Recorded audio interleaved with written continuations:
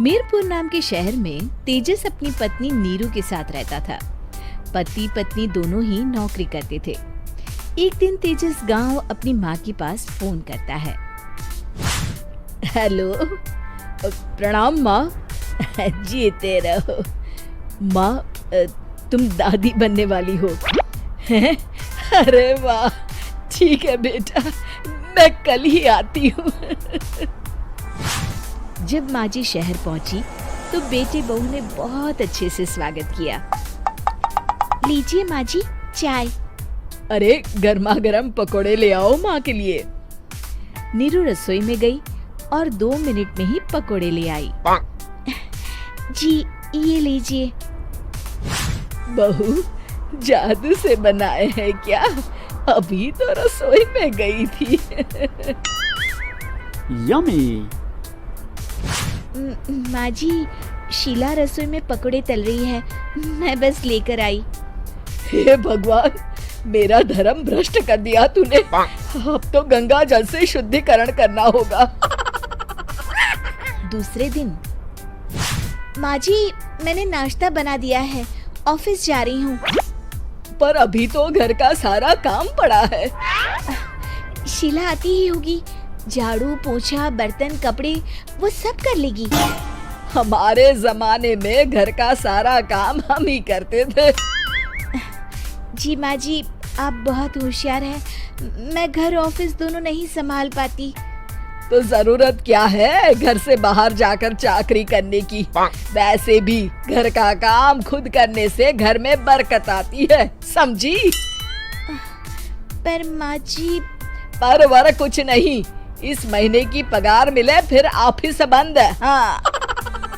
रात को नीरू तेजस से कहती है, सुनिए जी, माँ जी बोल रही थी कि मैं नौकरी छोड़ दूं। वैसे ठीक ही तो है, अभी तुम्हें आराम की जरूरत है। फिर भी आराम कहाँ, शीला को छुड़ाने के लिए बोल रही थी। तो अब 24 घंटे में इतना काम तो कर ही सकती हो। पर जॉब पसंद है मुझे, घर पर मन नहीं लगेगा। अगले दिन जब दोनों ऑफिस के लिए निकल रहे थे, मेरी तो कोई कीमत ही नहीं है इस घर में। माँ जी, आजकल महंगाई बहुत है, रहन सहन भी बदल गया है, दोनों नौकरी करते हैं तभी ठीक रहता है। अच्छा, तू कहना क्या चाहती है? मेरा बेटा तुझे बिठा के खिला नहीं सकता? तू ही इस घर का खर्च चला रही है, हैं? नहीं माँ जी, मेरा वो मतलब नहीं था।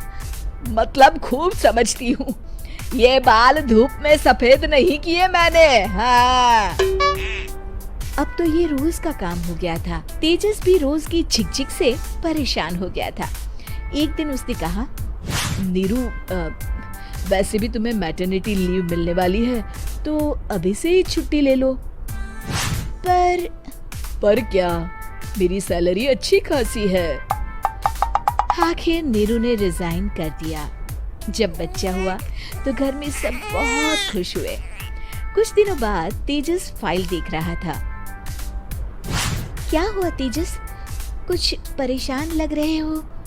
अब हाँ, वो हमारी जितनी सेविंग्स थी वो तो हॉस्पिटल में और छठी के फंक्शन में खत्म हो गई है नीरू। और अभी वैसे मंदी चल रही है तो मैं बोल रही थी कल मुन्ना को हेपेटाइटिस का टीका लगवाना है। नीरू, क्या पोस्टपोन नहीं कर सकते? नहीं जी, बिल्कुल नहीं। अब तेजस को समझ में आ रहा था कि उससे गलती हुई है। पैसों की कमी का असर घर के माहौल पर भी पड़ रहा था।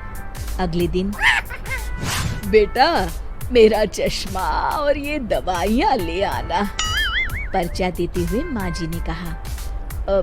जी। तेजस, मुन्ना के लिए दूध का डिब्बा और डायपर भी ले आना, और ये किराने के सामान की लिस्ट है, इसे भी लाना है। तेजस गुस्से में लिस्ट मरोड़कर फेंकता है और चिल्लाता है, पैसे क्या पेड़ पर उगते हैं? ये ले आना, वो ले आना। अरे पर ये जरूरत का सामान ही है। वो गुस्से में बिना कुछ कहे ऑफिस चला गया। अरे लंच तो ले जाइए। नीरू दौड़कर डिब्बा पकड़ाती है एक दिन खाना खाने के बाद, नीरू, अब तो मुन्ना कुछ बड़ा हो गया, तो अब तुम वापस ज्वाइन कर लो ना जॉब। पर इस रिसेशन में जॉब मिलना बहुत मुश्किल है। ट्राई तो करो। फिर मुन्ना? माँ जी है ना, और एक फुल टाइम मेड भी लगा लेंगे। पर माँ जी, उन्हें तो पसंद नहीं। तभी माँ जी वहाँ आ जाती है और प्यार से नीरू के सर पर हाथ फेरते हुए बोलती है, अब मेरी समझ में आ गया बहू, पहले के और अब के समय में अंतर है। तुम काम शुरू करो, मुन्ना की जिम्मेदारी मेरी।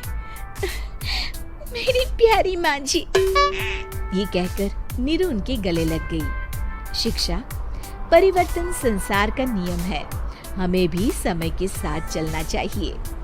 उम्मीद है कि आपको हमारी ये कहानी पसंद आई होगी। कृपया हमारे चैनल को सब्सक्राइब करें और सभी अपडेट्स के लिए बेल आइकन जरूर क्लिक करें। और हाँ, वीडियो लाइक और शेयर करना मत भूलिएगा। Bye bye.